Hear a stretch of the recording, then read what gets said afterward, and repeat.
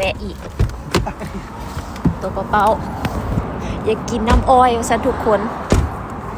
ขึ้นฮอดเมืองลาวอยากกินน้ำอ้อยนี่แวะหานี่ทุกคนเบิ่งแต่หูบกะเป็นตาแซ่บมีน้ำหวานเด้นี่น้ำอ้อยนะลองน้ำอ้อยแล้วเข้ามาข้างในนี่อันนี้ฮันแมนเมนูลองน้ำอ้อยจอกนึงแล้วไอ้สิเอาอีหยังไอ้สิเอาอย่างเอาน้ำอ้อยจอกนึงอันนี้เป็นรายการเอากระสิสั่งเป็นน้ำอ้อย1 จอก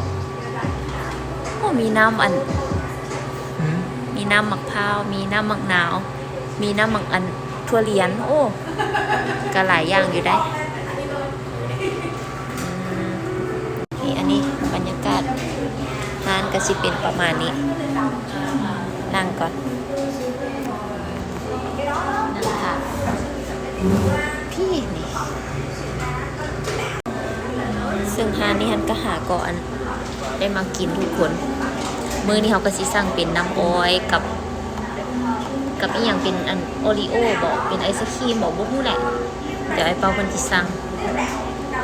เท้าหันขึ้นฮอดเมืองลาวทุกคนมื้อนี้ก็ปีใหม่ลาวแล้วเด้เนาะเท้าหันขึ้นฮอดว่าซั่นขึ้นฮอดก็เลยว่าอยากกินน้ำอ้อยเพิ่นว่ายามนี้น้ำอ้อยแซ่บเพิ่นว่าก็เลยมาแวะซื้อน้ำอ้อยอยู่หานี่นั่งท่าออเดอร์แล้วมานั่งท่าเพิ่น